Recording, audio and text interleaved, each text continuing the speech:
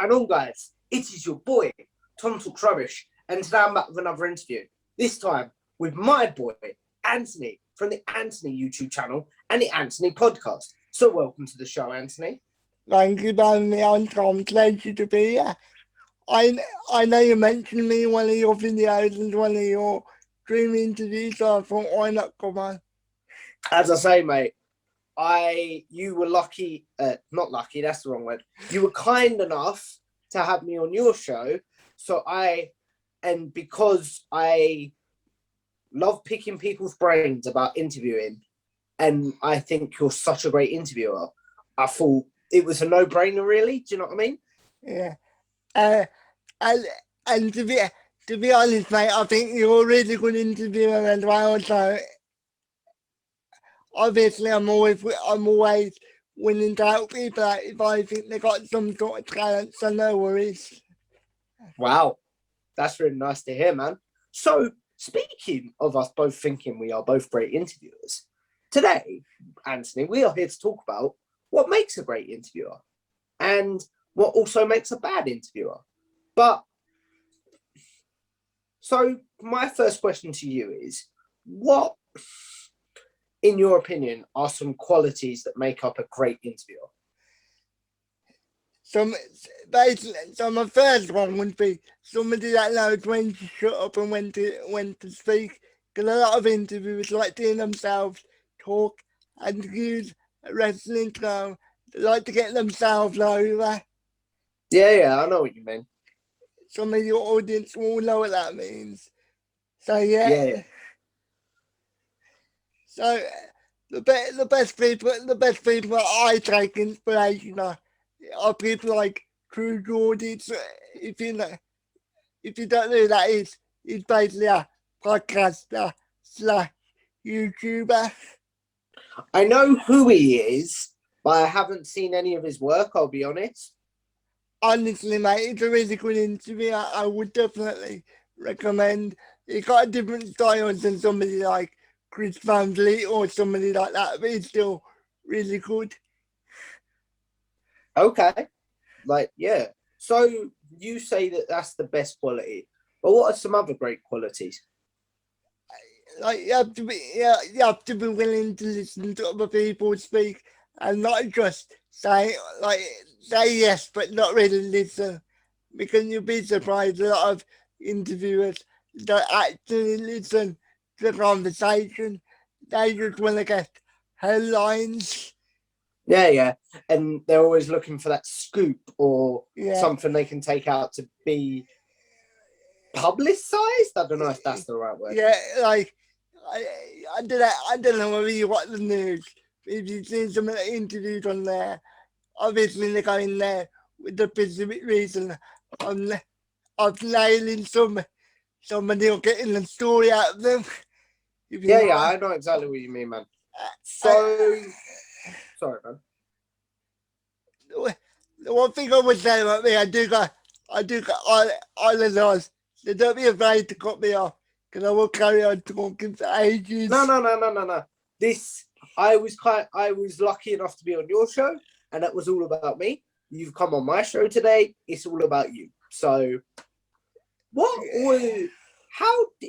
as I think like you're a great interviewer, what was it that made you want to get into interviewing? But basically, I just wanted to speak to some of my favourite YouTubers and some of my favourite people in sport. But very, very selfish reasons. But still, that was the reason. You've made not a living, but you've made some sort of a success out of it. So why not? Do you know what I mean? But the one thing I would say about that is I wouldn't recommend going in the game with that attitude, because I think if you do, you're gonna be slightly disappointed if your dream is, if you like say for example, if you want to interview Dwayne Johnson, and that is the only reason for doing it, they are gonna be disappointed for your first couple of years. Yeah. It's like, that is the whole reason, to be honest, mate. why I started by interviewing friends and regular people, because I knew that I wouldn't have access to your Dwayne Johnsons, your Chris Van Vliet's, your help me out here. Tom Campbell, Adam Batiti. It will be a light, really. Your big names, shall we say? That's the Yeah. word I was looking for. Yeah, like your mainstream celebrities and also YouTubers. I think that's the best way to put it. Yeah, yeah. So, like, I knew I wouldn't have access straight away to big names. So, for me, starting off by, you know, interviewing people and building my name as an interviewer. Do you know what I mean? But unfortunately, yeah, I like your approach better than my approach. Because it got to the point where if I did not have a big name on, nobody really cared because that's the most. Yeah. So that is actually a really good segue to why did you stop interviewing? Or take a break would be the technical term. To be honest, the effort I was putting into it wasn't rewarding for me. Like, so say for example, I'm making videos just speaking like what's on my mind now, and some of them have got more views than some of my interviews, and they take a lot less work.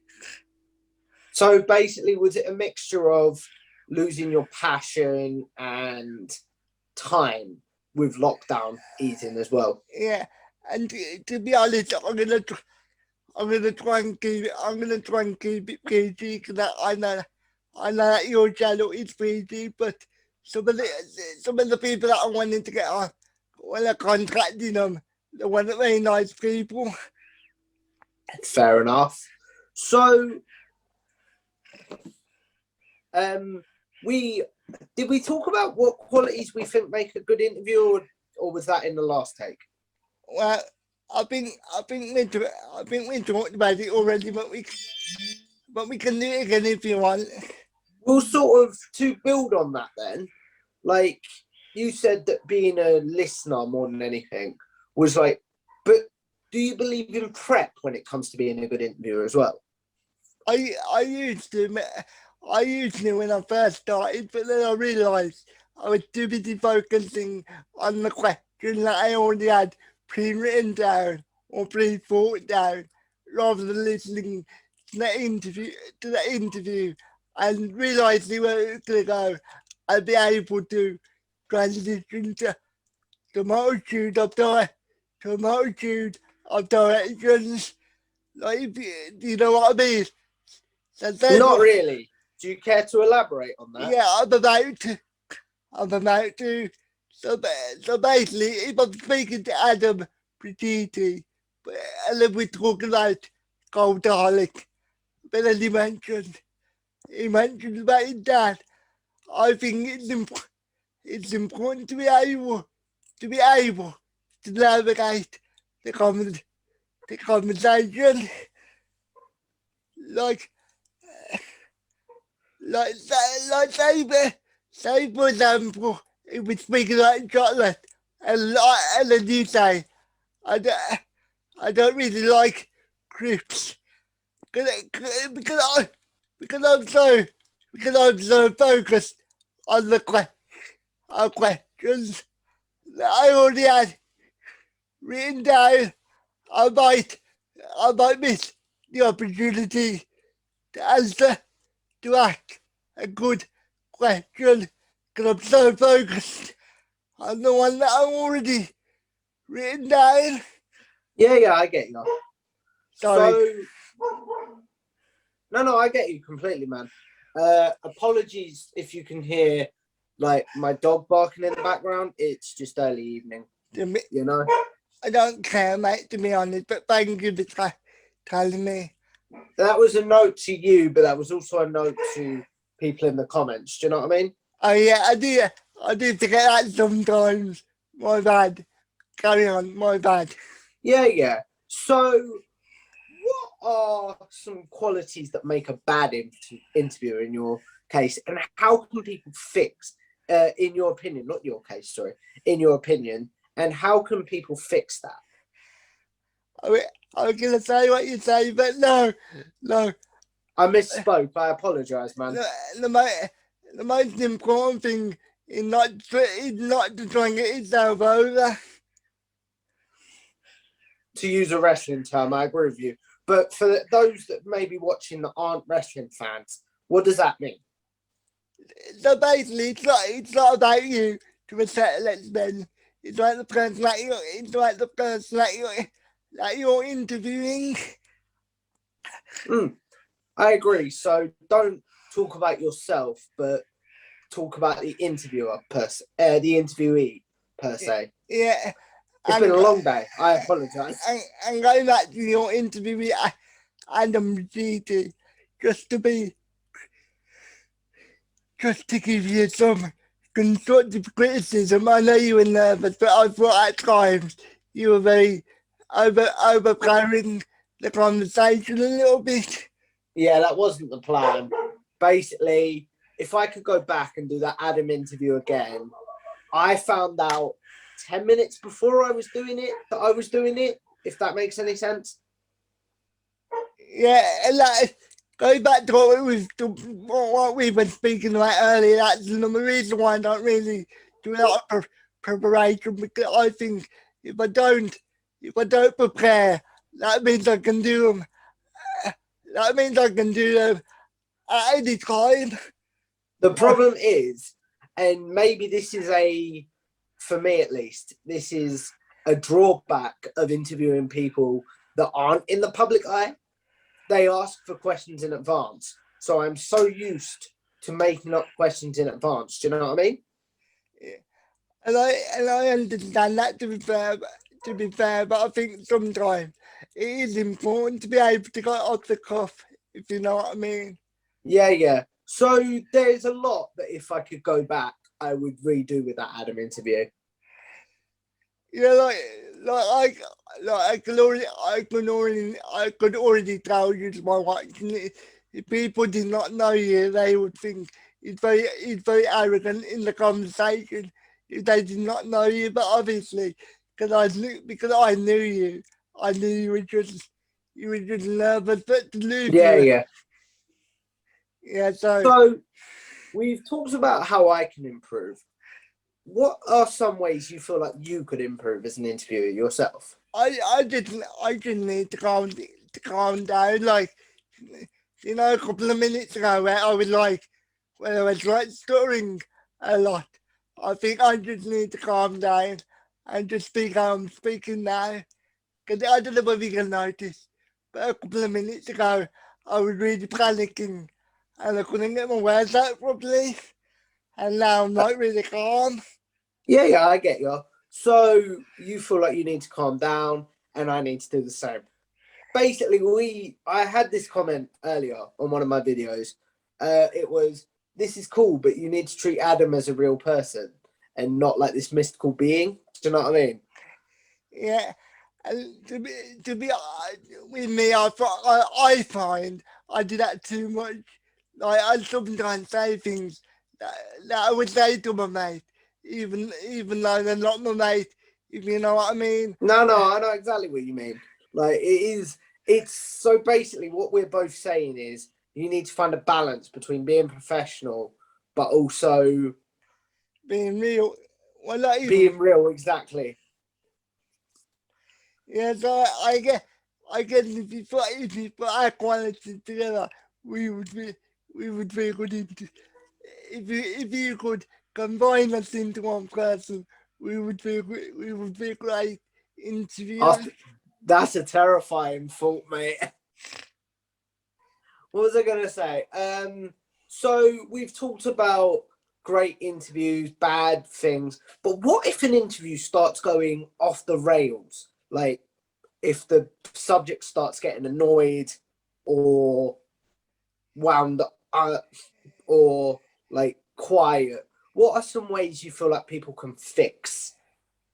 I I don't know what we have seen this interview, but I did one with somebody called Samantha Mack. If you're under a certain age, I wouldn't recommend Googling searching that name. But anyway, I did an interview with her, and I made a stupid comment because she likes motorbikes, yeah, and I don't really like. So I said I prefer four wheelers. So just so, so but Was basically that a joke about a wheelchair? no, so basically she likes she likes motorcycles, and I prefer four wheelers. So that's what I said.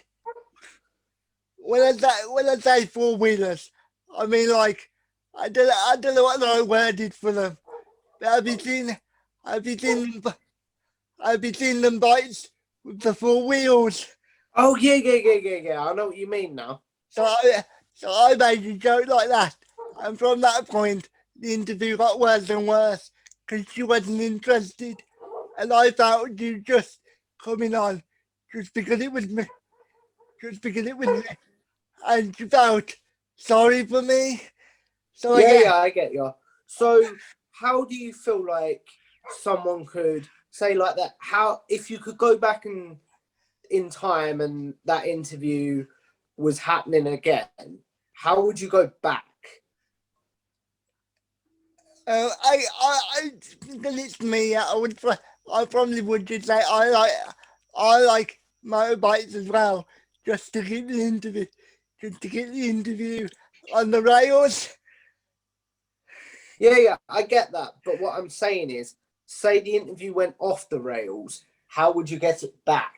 Is what I'm saying. I I sorry. I mean, basically, I would ask a simple question like, "What do you favourite movie or what do you favourite TV show?" Or something like that. Like an easy question to get them back on side, if you know what I mean. Yeah, I get you.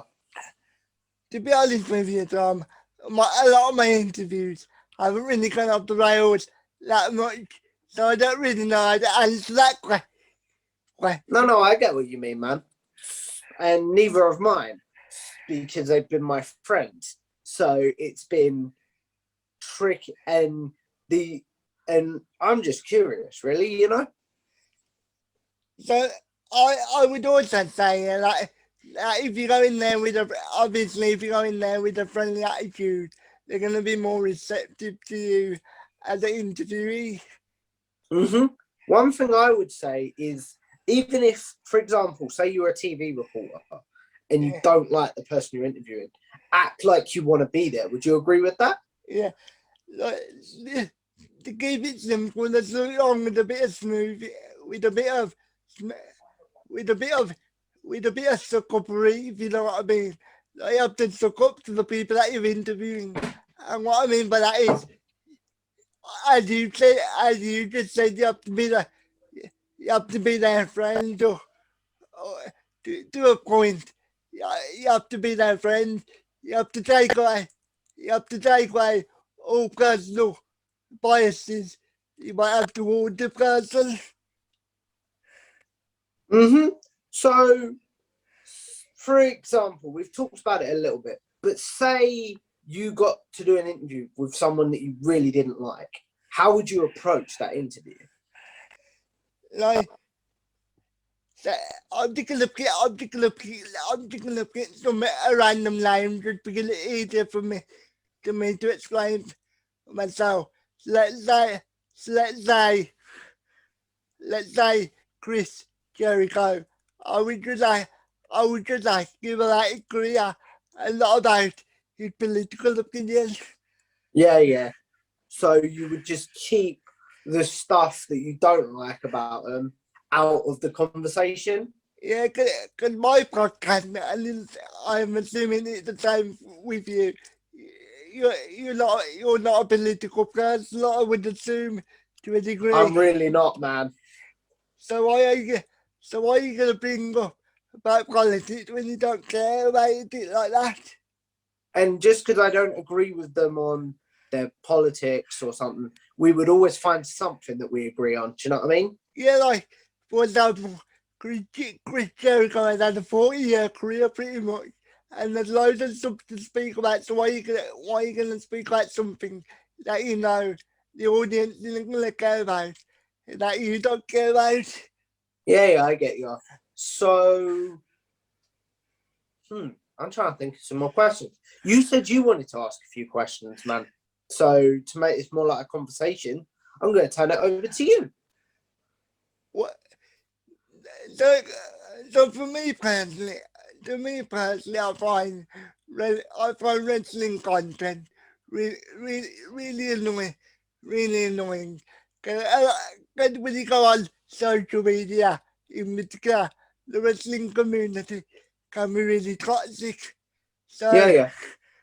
so do you ever feel like, oh, I can't be asked to do wrestling content? Oh, I'm sorry. Can I say that? My bad. What, did you swear? I I just said I can't be but I can't be bottomed. But you can cut it out. Nah. You're all good, man. No, I know what you mean. But, like, all the content I make is fun. But if we bring this back to interviewing, how would you say one day you've got an interview you're really excited about, but then you wake up like, oh, I'm tired, I'm this. How would you get yourself into that frame of mind to record again? I was gonna make a joke, but then I realised where I was. So basically, I would have. Tell me off camera though. I want to know. Yeah, I would either have a cup of coffee or like a coat to put myself up. Is that what you mean, or do you mean if I if I change my if I change my mind about doing it? No, What do no, you? no, no, no, no, no, no, no. Like I asked Adam a very similar question. What does he have to do to get himself in the right frame of mind to record? Yeah, as I said, I have to have a can of Coke or a drink of Coke or something like that. Just something to keep my energy levels up, if you know what I Do you mean. have to? Because I'm trying to think of a way to phrase this. Do you have to do any like vocal exercises to keep your mouth moving and stuff No, when interviewing? no, not when interviewing. I know this is about interviewing, but you know when I'm doing a video by myself, like a normal video, sometimes I might have to do 2 or 3 takes just so I can pick which one's the best. If you know. Yeah, so I'm the same as well, man. Because I don't know if you find this. I find it easier to bounce off of someone while I'm interviewing them, and if I'm just talking to a camera myself. Yeah, it's the same with me, mate. But I don't know whether I did it in this recording or the last one, but sometimes, when I'm speaking to people, yeah, because I feel like sometimes I can speak a bit too slowly. I try and I try and hurry myself up, so I end up speaking all slurry or like or rambly. Yeah, I get you. So, I'm trying to think of some more questions. This is the other reason why I prepare, so there's not that dead air space, you know. I mean, when I said no, I didn't mean you couldn't write any down. I just meant I don't want to know. I did. But that's another thing. Just because some people say I don't want to know what you can ask me doesn't mean that you can't write them down still. No. Like I had a few questions prepared for our interview, just for my own sanity, you know. Yeah, like So going back to those questions, oh wait, no, we've done all them questions. I So my question to you is, some of your favourite interviews you've done on your channel. the doing my top three. My One of my favourite ones was with somebody called Laura Woods. I don't know whether you know who that is.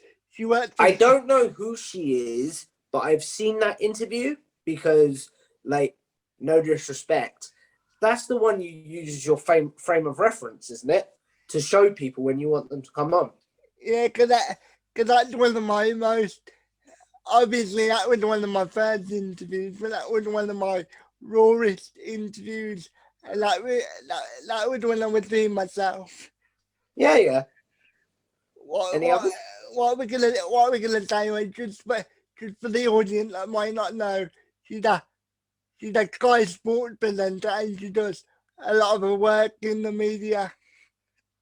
Oh, nice. Any others? Yeah, sorry. So another favourite of mine is somebody called Lawrence McKenna. He works with True Geordie, and that interview opened up a lot of doors for me. Oh, really? Like that's the reason I have a big channel. Why will I say big? I mean a relatively big channel with 2,000 subscribers because they gave me a shout out. They gave me a shout out on True Geordie's channel over that has over 1 million subscribers. So yeah, that interview really changed my life. Oh, wow. That is so cool, man. Yeah. And another favourite of mine is somebody called Chatmate. He's a YouTuber. We basically had a really good conversation, and he got a podcast himself called called the Happy Happy Happy Hour. Excuse me. Yeah, yeah. So they're your top three. What about top three? Like, is there any that you're like, I like this interview, but if I could go back and do it again, I would do it in a different way? Uh, even though I said it was one of my favourites, I would definitely go and redo the Jackmate one again. As I said, sometimes when I get nervous, I start rambling on, and I feel like in that interview, I was rambling on quite a lot. So I would definitely go and redo the Jack Mate one again. Yeah, yeah, I get you, man. So Have you, sorry, have you ever had an interview that has not worked out like with the audio or something, and you have not been able to use it? Because I've had not been able to use it because I've been very lucky in that sense because a lot of my mates have come on. So if we've watched, because a lot of the time they'll ask to watch it back before I post it just to see how they and I go, appear on camera. yeah, yeah. So if we're not happy with it, I will literally just go, you know what, should we shoot it again? And we got I could have that luxury Yeah, because yeah. when I record it, obviously I only have one take, so sometimes I watch it back and the audio cuts out or something, and then it's not usable, and then it feels like I'm wasting my time and wasting. Well, I was gonna say a story about that actually. Have you watched my Adam Pacitti interview? Yeah. That's why I said to you, don't worry about the audio being out of sync by 2 seconds. There's bits in the interview where it's just out of sync, and unfortunately, as something that Adam told me, it's just something that can't be helped. Do you know what I mean? Because of poor internet connection or poor Zoom quality. Do you know what I mean? Yeah, okay, yeah, but the ones I'm talking about, yeah, it wasn't just a little bit. I was basically you could make out what I was saying for a long duration of the interview, so it really wasn't usable. That was the whole reason I said to you, man, should we do a take two of this one? Yeah, Because I'm glad we did.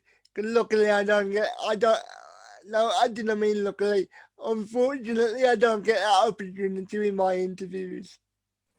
No, I understand. But so we've talked about interviews that you're most proud of.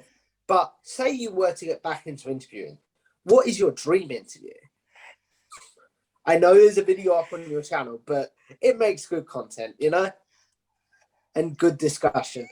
It would have to be old Johnny C, John Cena, Really? because I'm planning to release the video tomorrow talking like John Cena and why he's such why he inspired me and why I'm a fan of his work. The first time I saw John Cena was in 2000, 2002 when he debuted on Smack on Smack on Smack on SmackDown. Excuse me. Yeah. So that's a dream of yours because obviously you're a wrestling fan. Yeah, and I can't forget that Dave Bautista or The Rock. Why? Because I just think Dave Bautista would be really cool, and we could Oh speak. yeah. Like I hope, like, please don't take this the wrong way. I hope I scoop you on that interview because I would love to do that interview too. What about non-wrestlers? I would do non-wrestler. Can I just explain why I want to interview The Rock?